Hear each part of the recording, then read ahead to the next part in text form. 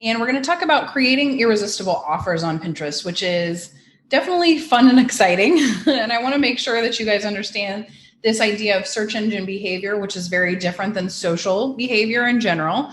So it's different than a Facebook type of search and or interruptive marketing. And in order to create irresistible offers on Pinterest, you definitely have to understand this idea that Pinterest is a search and discovery engine, and it presents a unique buying behavior. And so you've got to treat it like a search engine, and you've got to use it like one as you're creating your content, as you're creating your strategy, even for your products that are e-commerce products. So even if it's clothing brand, even if it's jewelry, that kind of thing, you want to make sure that you have this in your repertoire, that people are actually planning purchases, that they're looking for places to purchase, and they're looking for search intention.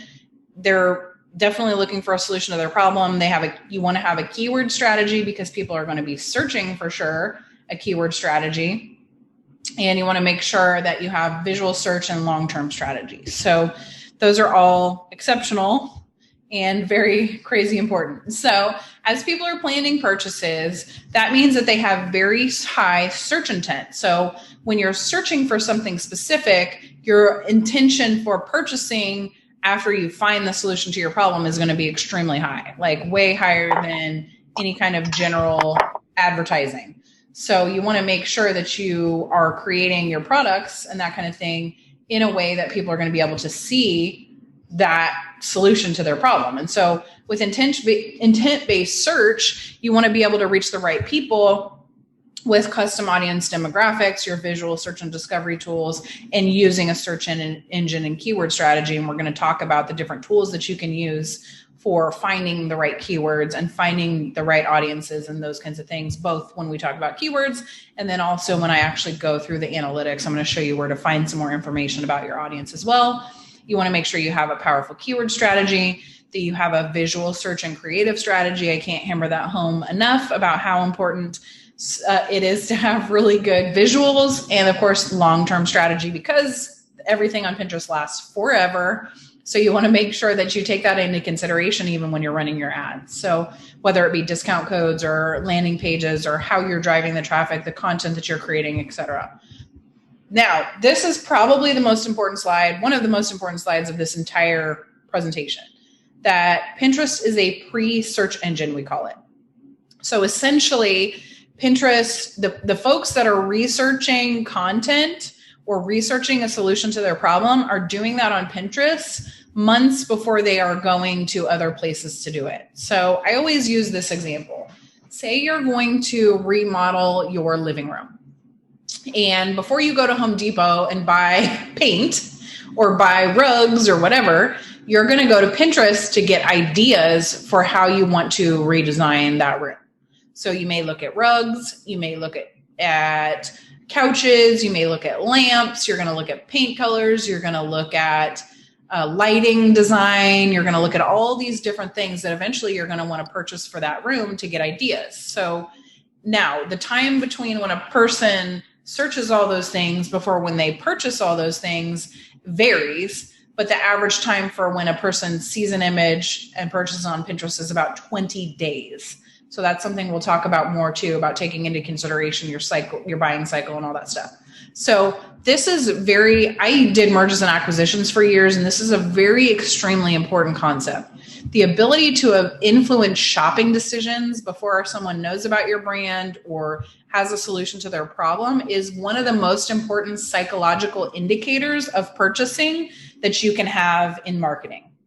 This is why large brands like Crest or anything that's like Johnson & Johnson or Dove or some of these huge brands, they know, and they're doing commercials and they're doing pre-influential commercials and things like that way ahead of when you're going to Target to purchase your products.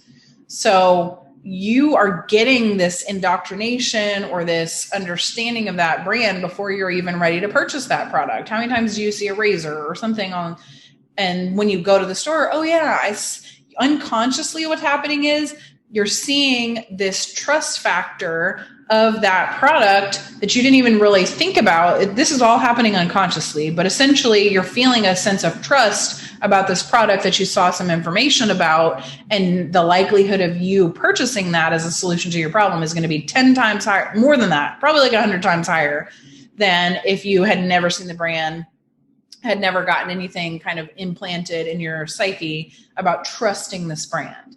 So when you're going to Amazon or Google, people are generally seeing those images like maybe a week before they're purchasing, or maybe they're purchasing right now. And then when you're seeing ads on Facebook, Instagram, or social, etc., then your shopping decisions, even from Amazon, etc., are generally already made. So you don't really have a lot of ability to influence the trust of a new brand or the shopping decisions way ahead of time like you do on Pinterest. So this is a very, very important concept that all large brands know. And so they're investing in places that, like Pinterest, that they know are going to have really good, we call it top of funnel traffic, or brand new people who've never seen your offers before. And they're building that unconscious trust so that when the person sees that product again through either a retargeting ad or in the store or whatever, the likelihood of them purchasing is like extremely higher. So that's something to really take into consideration on Pinterest. That's unique of any other channel. You're not going to see that on Facebook, Google. And one of the most critical things to keep in mind on Pinterest as well is this unique search engine buying behavior, which creates what we call delayed attribution. So a person sees an image, they save an image, and they come back later to purchase. Pinterest is a planning platform. So this is intentional. They're planning their purchases. They're saving images. They're coming back later. So what does that mean? It means that the length of time between a person seeing an ad and purchasing the product is going to be much longer than any other channel, because you have this opportunity to save something and come back. That's unique. No other channel has it. So that creates a longer time period as an advertiser that you have to think about running your ads and retargeting campaigns a minimum of 20 days, which is the average delayed attribution on Pinterest, from the time a person sees it, your brand, very first introduction, until the time they generally purchase something is going to be 20 days. So what does that mean as an advertiser? It can take 20 days to get sales on a new campaign. If you are not patient and you're expecting immediate results and you turn that campaign off at day 12 because you think it's not working, you just missed out on major opportunity for sales.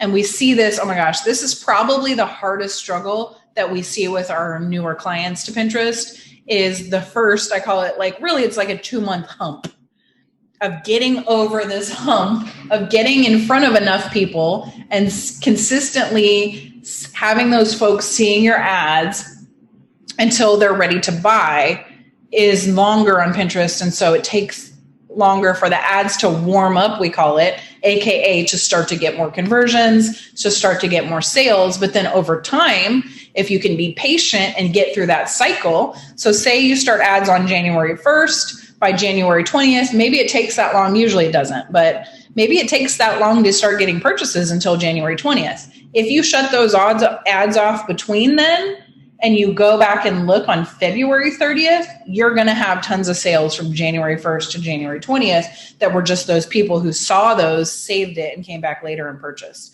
But you shut that ad off because you thought it wasn't working. So this is a very difficult thing when you're a brand owner or a marketer to not make emotional decisions on your purchases. So on your ads, on like how you're shutting off your ads. And so I always tell our clients, I'm like, you're paying me actually to not be emotional and not make emotional decisions, because I've seen this experience, this ad behavior for so long that I am comfortable with it and I'm experienced and I know what to expect. Newer advertisers don't know that. So if you've never run ads before, or maybe you did and you didn't wait, that totally understand. I understand. It's a very different mindset. So you definitely want to take that in consideration. And then you also want to think about this longer attribution window. If you're a more experienced advertiser, you kind of know what I'm saying. But essentially, Facebook just shortened all their attribution windows to 7 days. So what that means is they're only attributing sales from the first day a person sees an ad up until day 7, even if the person saw that ad on day 1 and they didn't buy until day 8. That's not considered a sale that's attributed to Facebook. For Pinterest, we have a longer time window because it takes a minimum generally of 14 to 20 days for a person to see an image, come back later and save it. So initially, we have to give that a longer window so that we know, okay, that person saw us on day 1 and we're going to give them until day 30 to make a purchase. And if they purchase from day 1 to day 30, then that's considered a sale that's attributed or counted as a Pinterest purchase. Does that make sense? I know this can be a little bit in the weeds if you don't understand attribution, but it's a very important concept as an advertiser to understand, because most people are trying to force things into a shorter window because Facebook has forced everything into a shorter window. And you cannot do that with Pinterest, at least not right away. If you're a newer brand or you have a higher priced product, you really can't do it. If your brand, so say most people are impulse buying your product, say you have a $30 product and people don't have to really think or plan ahead to purchase it, the likelihood of you being able to have a longer time between when they see an image and when they purchase is going to be shorter. So you can typically create a model that's a little bit more in alignment with Facebook, et cetera. And this is another important concept of becoming a cross-channel marketer and taking in multiple channels into account as you're reporting on your ad. So I won't go any deeper in there, but essentially it's a longer time on Pinterest. So, and then Pinterest, you've also got this unique opportunity of social media buying behavior plus search engine media buying behavior. So like Facebook, where you can target a certain interest category, we call it, where someone is interested in something that may be related to your product. Say they're interested in fashion and you sell a t-shirt or you sell some kind of a hair band or something like that, then you probably would want to select that interest group because the likelihood of them being interested in your product is going to be higher. You also have this search engine media buying behaviors where a person may be searching a red t-shirt and you sell a red t-shirt. So you want to make sure that you're using that keyword in your ad so that when they search red t-shirt, your ad is going to pop up in that search engine. So you've got both of those that you can use on Pinterest, which is unique. Google, you can only use search engine media buying, and you can use display, which will not related in this conversation, and then social media, you can really only use interest categories and maybe location.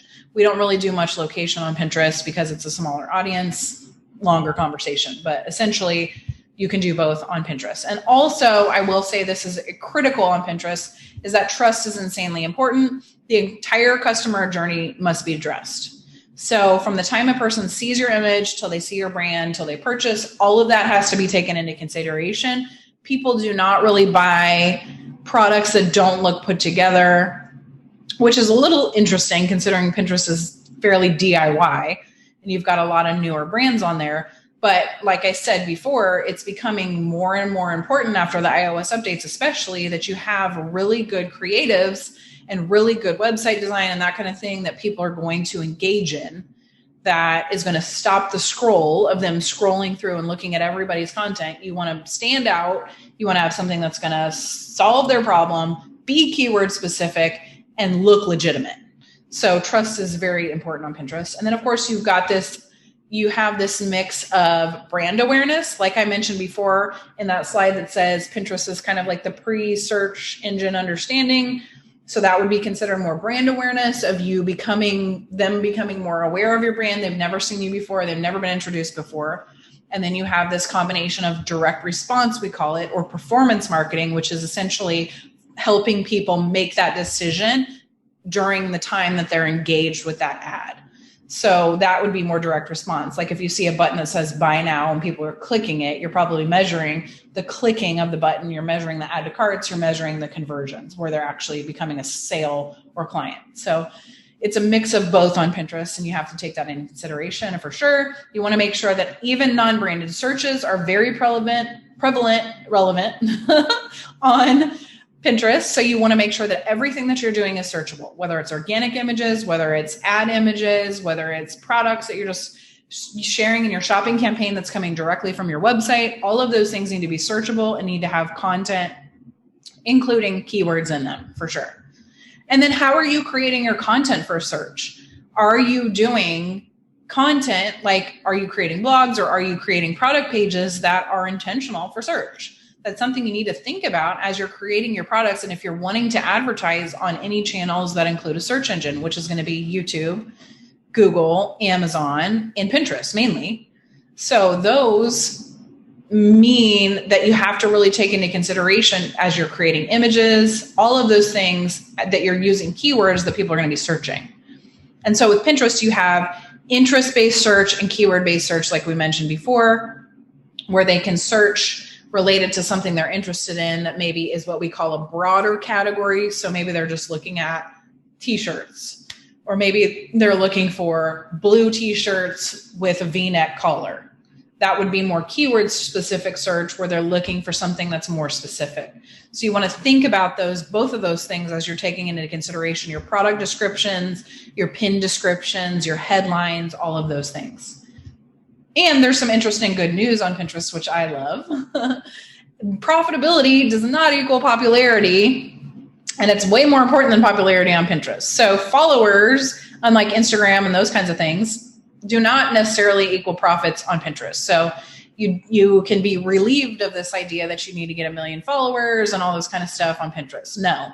If you have relevant search and your content's coming up in relevant search, you're still going to get shown to your ideal audience, whether or not they're your follower or not. That's way more important. The same is true for Google. You don't have any followers on Google, but if your content is coming up really high in search, then people are going to engage with it. Same is true for Amazon. And then brand awareness, direct response. We kind of already talked about that idea already, that you want to, as you're creating your content, you want to make sure that you're getting intention-based calls to action, aka buy now, shop now, learn more, read more, something that's action-based as you're trying to create and help your products be more direct response on Pinterest. And then of course your Pinterest brand focus strategy, we kind of have like a custom scale strategy that we use that includes image metrics, interest targeting, audience creation, keyword research. Your funnels are designed more for Pinterest, your account automations and optimizations at scale. This is something that we put all together. You can download those free guides. It talks a little bit more about that at pinsforprofit.com. And also, you can definitely learn more about that in our Pin Ads Academy, where we dive deep into every single one of these. I'm kind of really just skimming the surface of a lot of this, but I want you guys to understand, if you've never experienced any kind of advertising before on Pinterest, or maybe you're newer to advertising in general, it's a lot. I'm throwing a lot at you. So I want to make sure that we do have a place that if you have more questions, you can definitely find out more information. So you want to consider what problems you're solving, and you want to choose your strategy and change your strategy accordingly. We've kind of come up with a 4-stage process for this. So really, and this is what we've used to help over 1,150 brands really crush it on Pinterest. So we start with this intent-based targeting. We kind of have our 4-step signature process. Intent-based targeting, we're finding your right audience, finding where they're hanging out on Pinterest, helping you create content that's more search focused. And then we have our Pin Ranks e-com system set up, which is essentially you're tracking all of your optimizations, your keywords, all of those things are coming together to make sure that your account is set up properly, your profile, your boards, your SEO strategy, all of that stuff is kind of set up together. Then we help you optimize while you're looking at metrics, figuring out what metrics are going to take to really move the needle on your brand, how to read and find those metrics inside Ads Manager, inside reporting. I'm going to show you some of that in our walkthrough session here coming up. And then also our scaling strategies, which this should say number 4, but essentially teaching you how to, strategies at scale are going to be different to a certain degree than they are going to be in smaller campaigns. So, and then of course we want to make sure that you are discovering and researching, so that as people are discovering your brand, that you have a position strategy in place so that you can integrate this cross-channel model, that your ad images are going to be able to support people that are seeing them on Pinterest and Facebook and Google so that they make sense. And then of course we do luxury images and messaging inside our channels. And that's something that I definitely recommend that you invest in really good quality images, whether that's product photos of just your products.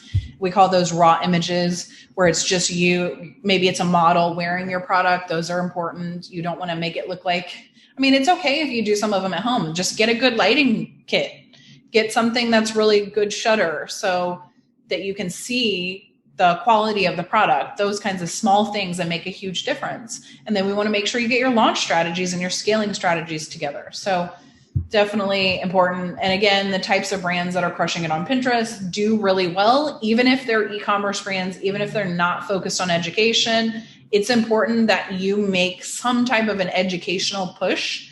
And this actually has helped our brands across all marketing channels. There's been a few things that you can add to your product pages, whether it be instructions on ingredients, instructions on manufacturing, shipping information, information about you. I have all of our clients now add a little section on each of their product pages that talks about their personal brand and how they got started and their family and pictures of your family and just things like that. So people know, and people on Pinterest want to know who they're supporting and encouraging, because it is a very positive and encouraging platform. And so if you make it real for them and you connect with them in a way that's more tangible, and you have reviews and you have things that are going to build your brand credibility, that's going to help you on every ad channel, not just Pinterest. But it's exceptionally important on Pinterest because people are much more aware and they're much more focused on that than we've seen on any other channel. So take that into consideration.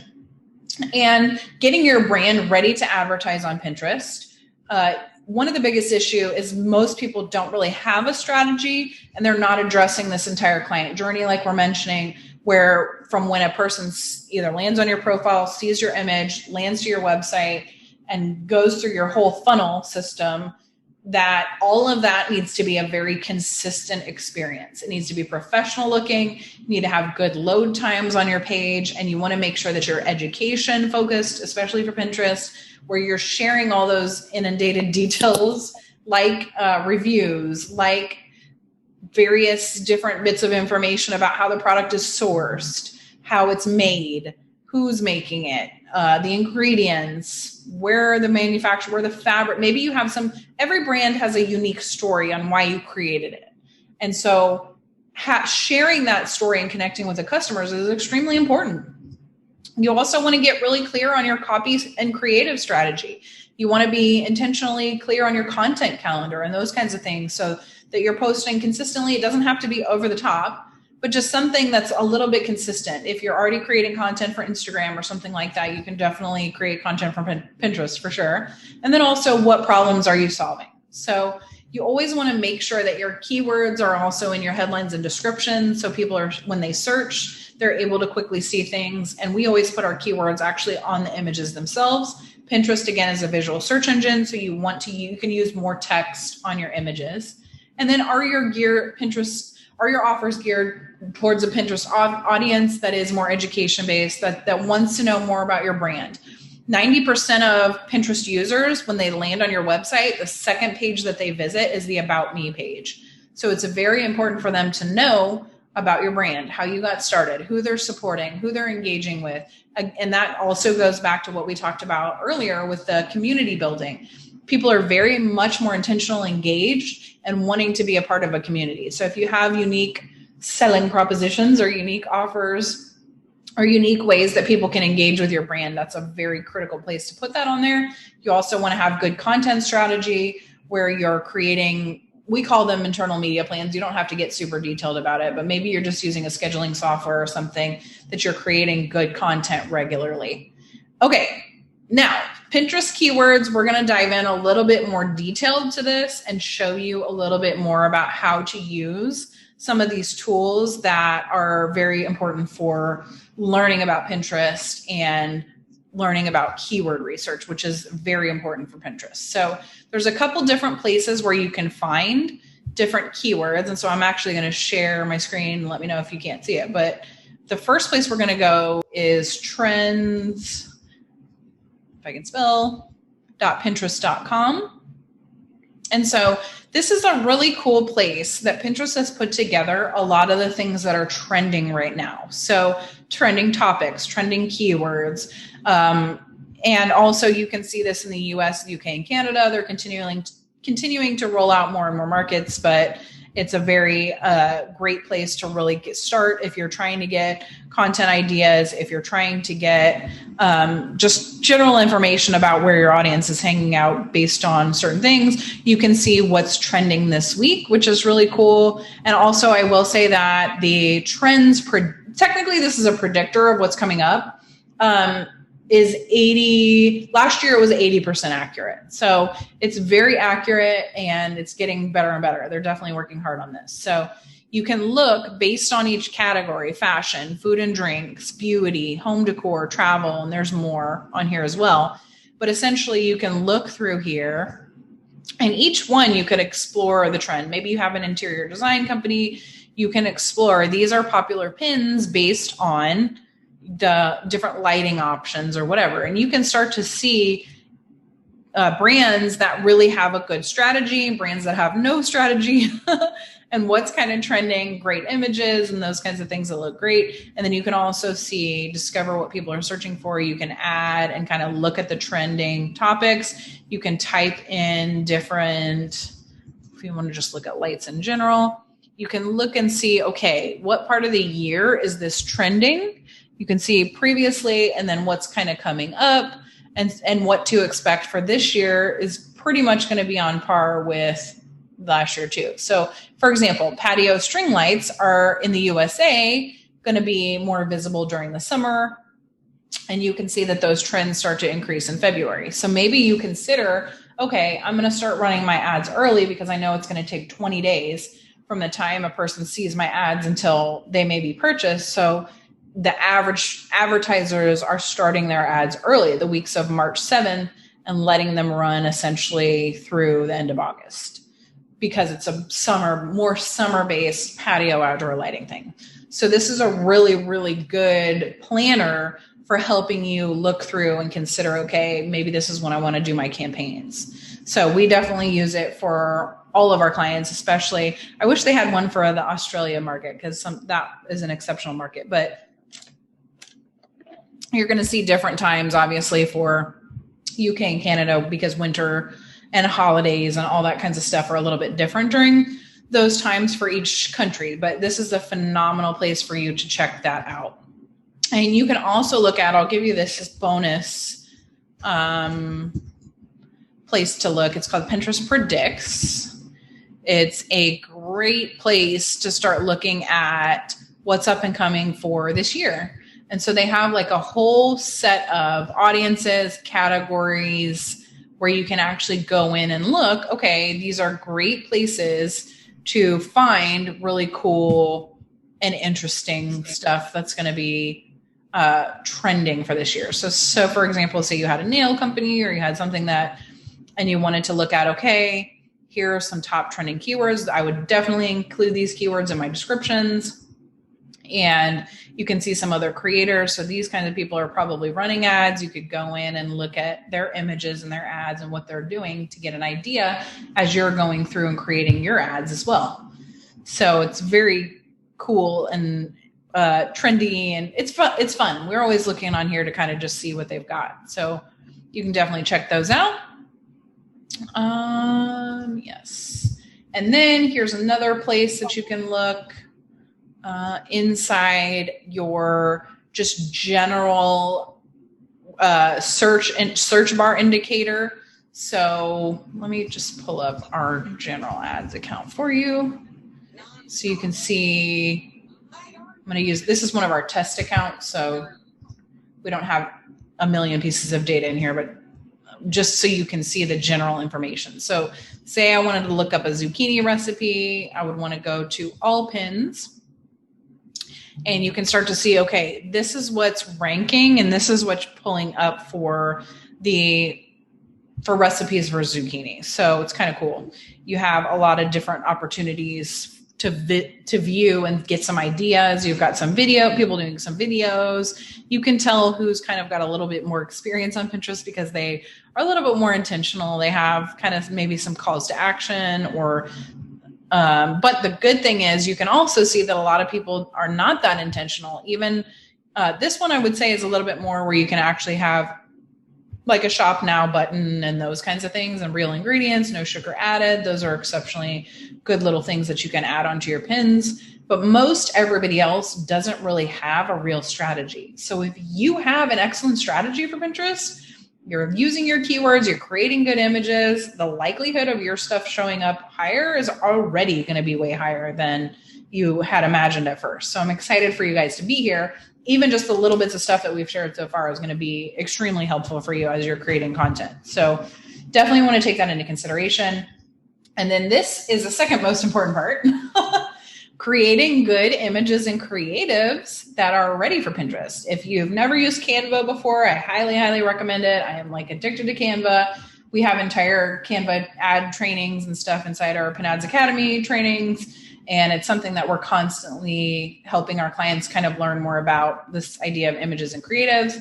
And so essentially here are some important pieces that you need to take into consideration as you're creating pins. Now, just keep in mind, this is mainly focused on ads. This event is mainly focused on ads, and you can use certain principles as well for organic. But you want to have your logo. You want to have a good product image, title or headline. If you have some kind of a discount code or discount messaging, definitely want to put that on there.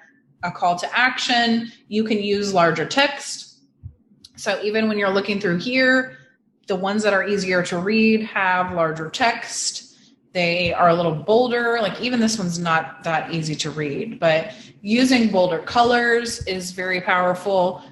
Asking for an engagement action, making it easy to read, and then using large text is critical for Pinterest. You definitely want to do that. Here's another one of our examples where you've got the $7. You've got your. All right. So as you're creating new images, you want to make sure that you can use, so for your Pinterest Predicts, you can use the keywords that you're seeing on Pinterest Predicts for your images, on the image themselves, on the descriptions, in the headlines, in essentially anywhere that you can use a keyword. I highly recommend that you go ahead and do it. So definitely as you're looking through the Pinterest Predicts, it's going to have a lot of specific stuff on there for you too. So, and then for videos, this is also a question that we get asked a lot is, what are the specific things that you should use for high quality videos on Pinterest, which essentially, so I will say this, video ads are not doing as well in certain markets as they are in other markets, but videos do exceptionally well for organic. So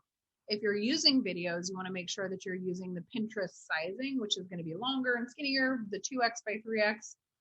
And then also 7 to 15 seconds tends to do really well, better than like super long videos. So want to make sure that the shorter is actually better. And ideally, you're going to show your logo the entire time. This goes back to the fact that people are saving images, they're coming back later, they're purchasing, and that your images can last forever on Pinterest. So you want to make sure to always put your logo on everything, because you never know. Even people will save things, and you want to make sure that they know exactly where they're coming from. And that was one of the things that you could see inside a lot of these other Pinterest images. You can tell that these people are not necessarily professional advertisers. They really don't even have a logo on 90% of these. So you have no idea where they're coming from. So if you guys, even just having your logo on the images is going to set you ahead of the game, but I highly recommend you do that. You want to get brand recognition that way for sure. You want to make your images fun and engaging. And if you have, and your videos as well, you want to make sure they're on autoplay when you select that. And if you're setting them up for ads and or organic, you can a lot of times they will automatically do that. And sometimes your video editor, if you're editing videos, you can do that as well. Or you can select the autoplay feature, and you definitely want to have a call to action. Again, you want to engage people and back to that direct response behavior where people are actually engaging and they're taking specific and intentional action on the videos. So yeah, and all of that is geared towards the Pinterest audience. You want to make sure your images and your creatives are very geared towards the Pinterest audience. They're answering their solution to their problem. They're engaging, they're fun. If you're creating videos for Instagram stories, Instagram reels, TikTok, those kinds of things for sure, or even Snapchat. You can use those images. I don't have a million slides on idea pins, which are a newer type of pin, but essentially those are the equivalent of the Instagram reels or the TikTok reels that you can use on Pinterest. So you can definitely create similar quality content. Also, carousels do really well. So if you have maybe 4 or 5 angles that you're taking a product image, or 4 or 5 products that you're using inside one advertisement, you can use those as a carousel. They do really well. That's true for Pinterest, or Facebook does really good with carousels as well. So you can use those carousels by themselves as just single standalone images, or you can use the carousels as idea pins on Pinterest, which is really cool. And you want to make sure that you have this idea of a long-term or evergreen offer, at least some offers that are going to be evergreen versus, so like, for example, if you're doing a weekend promotion, we generally don't recommend that you do any short weekend type promotions or week-long promotions on Pinterest because of this delayed long-term buying behavior. Facebook, you can get away with a lot shorter ads, timing, and those types of things. So with Pinterest, you want to keep in mind that images are on there forever, practically. So you want to have something on there that's going to be a little bit more evergreen, and your ads are going to run longer and they're going to be up for longer. So keeping something that can be more evergreen. So say you have a 10% off discount for Pinterest only folks and you use the code PIN10OFF or something, then that would be something that you maybe run all the time in the background on Pinterest. So take that into consideration as you're creating your content. And you want to optimize your ads also so that as you're thinking about when people save an ad, they can even save an ad image. So you want to think about that from an organic perspective as well. If someone's going to see this long-term down the road, is it going to make sense? Is it going to be relevant to them? Is it going to be still picking up in search? Those types of things you want to consider as well.